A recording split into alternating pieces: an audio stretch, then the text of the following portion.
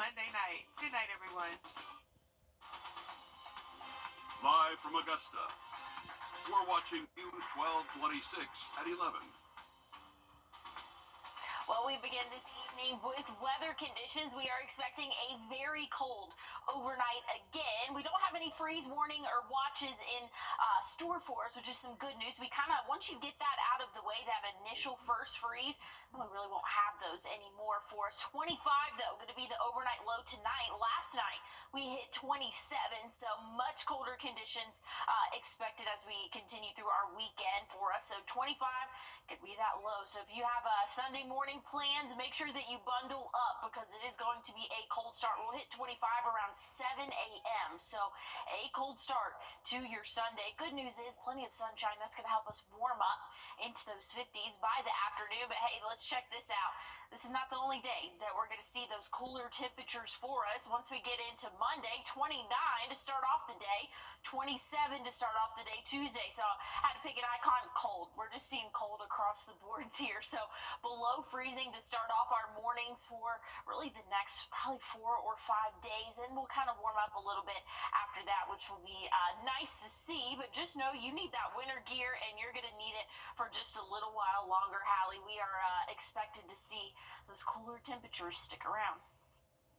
Severe weather from the Dakotas to the East Coast, already paralyzing major roads and threatening trips back home from Thanksgiving. In the Northeast, lake-effect snow is hammering parts of New York State, bringing whiteout conditions and sending cars spiraling out in Erie County, Pennsylvania. It's worse than I've ever seen. Much of New York is now under a state of emergency, including Buffalo, where the Bills are asking fans for help shoveling snow ahead of Sunday evening's game against the 49ers. You have people coming from all over the region heading out to the game. If you're heading out to the game, I would make sure you give yourself plenty of time to do it. The wet weather complicating an already busy weekend. AAA projects 70 million people are traveling by car this Thanksgiving weekend, while in the air, more than 230,000 flights cross the country from Monday to Thursday. Tuesday saw a one-day peak of 52,000 flights. At Newark Liberty International Airport today, Ada Perez is escaping the snow in Albany and flying out just in time. Yesterday was a little scary. The day before that on Thanksgiving, we never expected that much snow to come in. The governor of New York is advising people to avoid unnecessary travel in impacted areas. But for those who are hitting the road this holiday weekend, AAA wants to remind drivers to keep an emergency kit in your car. The Weather Service warns that travel disruptions could last through Monday.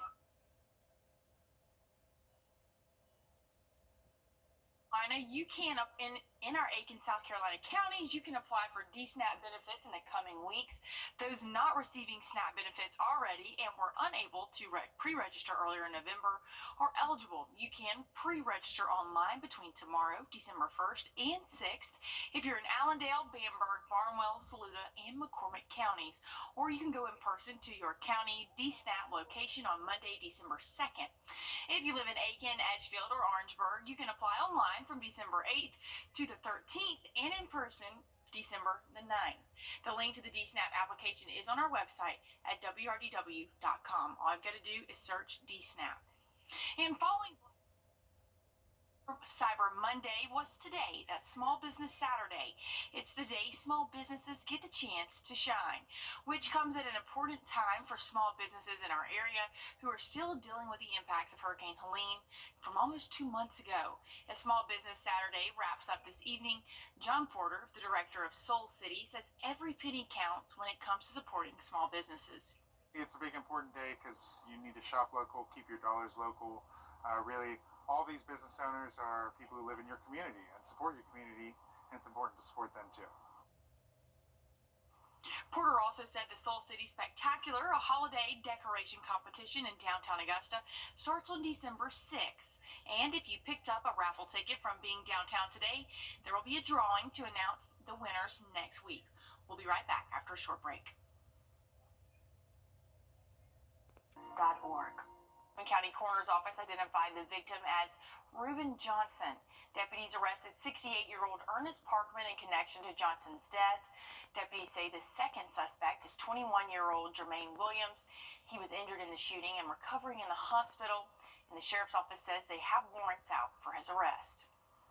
The Richmond County Coroner's Office also released the identity of 2 victims who died after a multi-vehicle accident Thanksgiving afternoon around 4 o'clock on Windsor Spring Road and Willis Foreman Road. 76-year-old Nicholas Warren and 34-year-old Courtney Kane, both from Hepzibah, died at the hospital. And Costco's signature brand, Kirkland, is recalling its organic pasture-raised eggs. The recall is effective in Georgia, South Carolina, North Carolina, Alabama, and Tennessee, impacting the brand's 24-count organic eggs because they could be contaminated with salmonella. They were distributed into 25 Costco stores, and so far there have not been any illness complaints. But if you do have these eggs in your refrigerator, you can return them to Costco for a refund. And the Darlington County coroner has released new information about a crash on Tuesday, killing the newly re-elected mayor of McCall, George Garner. In a post on Facebook, the county coroner shared that the deputy of Marlborough County Sheriff's Office was following the mayor at the time of the crash in an effort to protect him. All of this happening just days after the entire department resigned. Community members say they are relying on their faith during this time of uncertainty. I'm sad. It's tough, I'll tell you. On top of everything else, that was a rough blow. And right here at Thanksgiving, that's tough. God's watching over us. He'll take care of us. Slut says they confirm that there is an active investigation that involves the late mayor. And over in North Augusta, it is the second year of North Augusta's Tinseltown Forest, where those attending can leave with a Christmas tree and enjoy performances.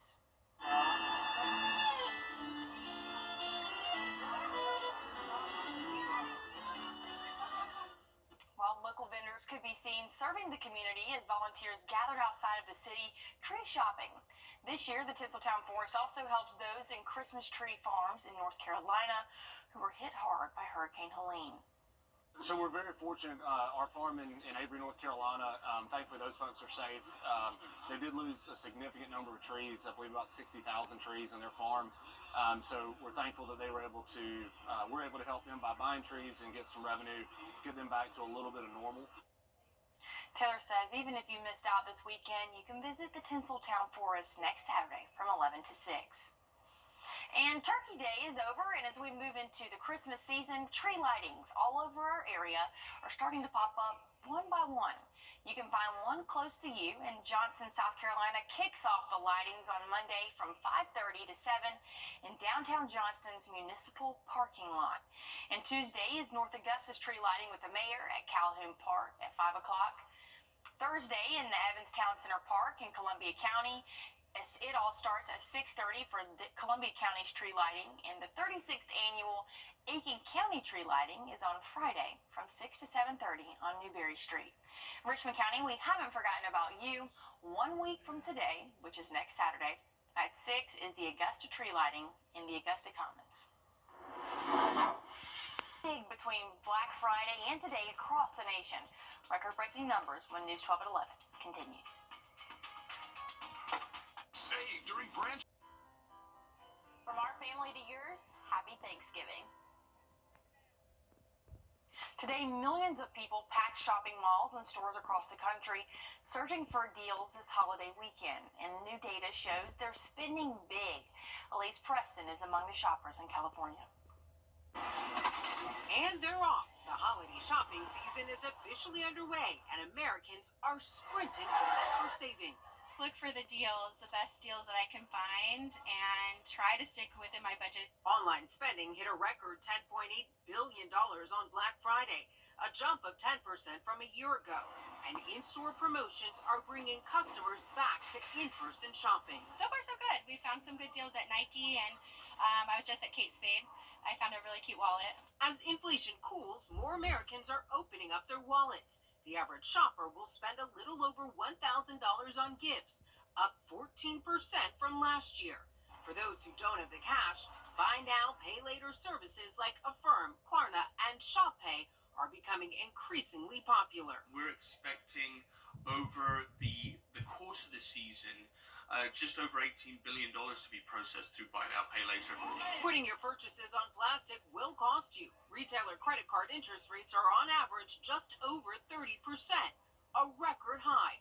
47% of consumers are still paying off last year's holiday debt. I've been in that that position before, and I don't really like being in that position. Save your money. If you can't afford it, don't get it. Don't put it on plastic. Well, for those of you who don't want to brave the crowds, not all of you are alone. Nearly 58% of this year's Black Friday sales were done on small screens of mobile devices. And well, the Palmetto Bowl was on the line Saturday in Clemson, but so are major playoff stakes for both teams. Coming up in sports, Joseph Doring recaps all of the action. And as we head to break, here's a live look at Pittsburgh and your winning lottery numbers.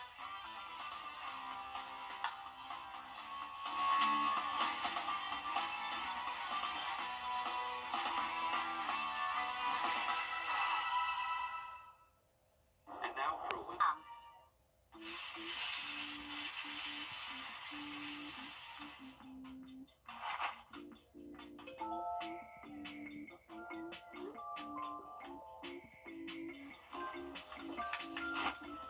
I think you're going to need this. The News 1226 First Alert Weather app. It's that fast. First Alert Radar, powered by Jim Hudson Automotive Group. On your sideline. Well, we're used to seeing Clemson and South Carolina battle at the end of the regular season every year. But this time, there was a lot more on the line than bragging rights. Joseph Doring recaps a huge day in Death Valley. Well, they don't call it Death Valley for a reason. Another hard-stopping victory for the number 15 ranked South Carolina Gamecocks, who keep their playoff hopes alive. Meanwhile, the number 12 ranked Clemson Tigers walking off of this field with the thought that their season is all but over. Two teams that have met 120 times prior to Saturday.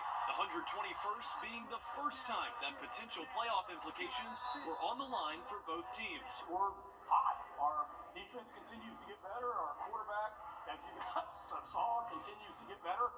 And that's what I'd say. We're just a team that you want to be the team that's playing your best football at the end of the season, and we sure are. Led by true freshman Lenora Sellers, South Carolina was able to overcome 3 turnovers to keep their win streak alive. It's rare that we win the turnover margin and lose. That's a very rare thing. This 20-yard touchdown run by Sellers with just a minute left gave them the lead. What a performance to be third and forever down there on that last drive, and him to do what he did. He's special. Then it was senior linebacker Demetrius Knight Jr. who put it away, picking off Clemson quarterback Cade Klubnik. Yeah, so happy for D. Knight. What a leader he is. What a person he is.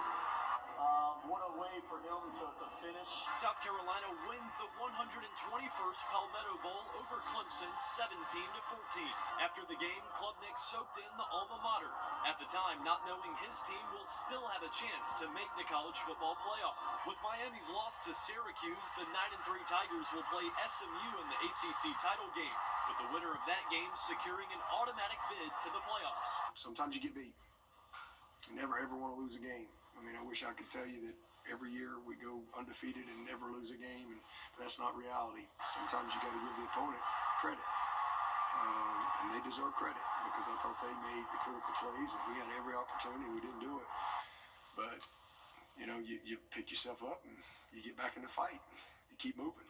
It's too early to tell what this game will mean for South Carolina in the newest college football playoff rankings on Tuesday night, but we do know that this was the must-win game left on their schedule, and they have a very good chance of being one of the final few teams selected to be in the 12-team college football playoff.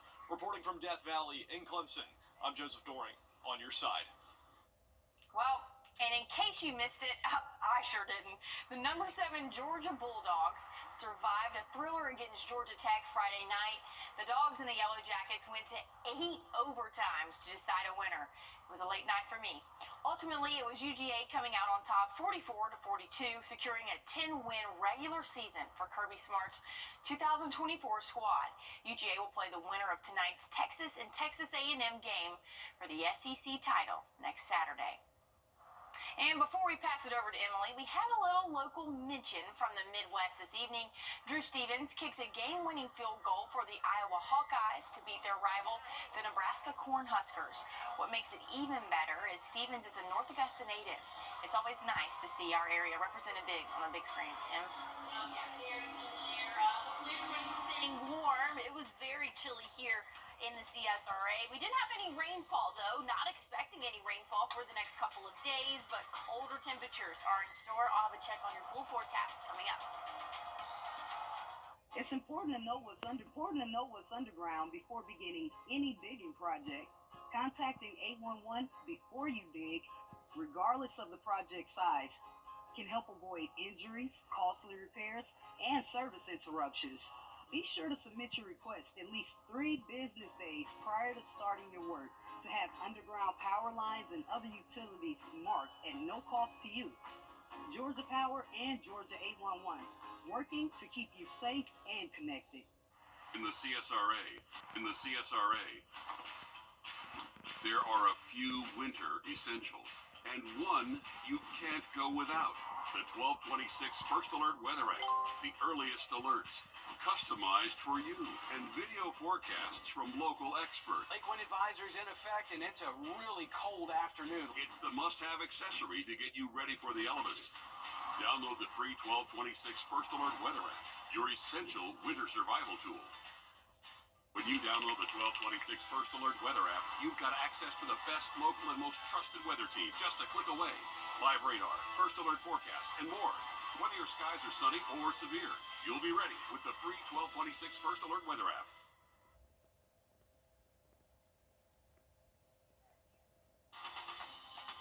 Now, your First Alert weather with meteorologist Emily Acton. Well, we have had a cold start to our Saturday, and cold conditions will continue for the rest of our weekend. Right now, we're sitting at 30, so we are already below freezing, and we are going to continue to drop overnight tonight. So here, let me step out of the way, see where we are here in Augusta. The rest of the Southeast in the same boat as us. We're all sitting in those 30s right now, and like I said, we're going to continue to drop overnight tonight. Those dew points not helping us out at all. It's very crisp air for us outdoors right now, so feeling like winter. Definitely chapstick, lotion type weather that we are seeing, and what we will continue to see as we go throughout the next couple of days. Clear sky conditions, so not tracking any rainfall, not tracking any cloud cover. That would kind of give us some insulation and hopefully warm us up a little bit, but we're expected to see those 20s overnight tonight for that average low. Good news is plenty of sunshine, so we'll warm up into those 50s by the afternoon, and then we'll drop off into those 30s again for the start of your Monday, and then warming back up into the 50s. So kind of this yo-yo pattern, really, I guess we could say copy and paste. So that's what we can expect really for the next probably 4 or 5 days, and we'll get a little bit of a warmer stretch. We'll get to that in just a second. I want to check out on the drought monitor real quick. We are going to see a dry stretch for us, and we're not looking too bad on the drought monitor. Most of our counties, at least south of I-20, are in the clear of drought conditions, and then abnormally dry in other spots, so that's really not too bad in the grand scheme of things. So looking at the drought monitor as we go into this next dry stretch, we're in a good spot here. But 25, that's going to be that average overnight low tonight, so clear and calm conditions, that's going to help us cool off. And today, we only saw the high right around 50, so that's helped us really get a jump start on that. Like I said, we're sitting right around 30 right now, so we'll drop off several more degrees overnight tonight. Monday morning, not looking much different from what we can see tomorrow morning, and same can be said Tuesday. Check out Wednesday morning, though. We'll be close to that 20-degree mark for that low there. So after a cold Tuesday, we're going to drop quickly into those 20s. But good news is we'll kind of have a little bit of normalcy once we get to Thursday. We'll be in the 60s for the high, which is average for this time of year. Right around 40 for the low. Average low this time of year is 39. So things are kind of getting back to normal by the end of next week. But then we have another cold front moving through. Could bring some rainfall for your Friday, and colder temperatures for the end of the week and into next weekend. Well, hey, that's our time. Thank you so much for yours. We'll catch you right back here tomorrow on News 12 at 6 o'clock. See you soon.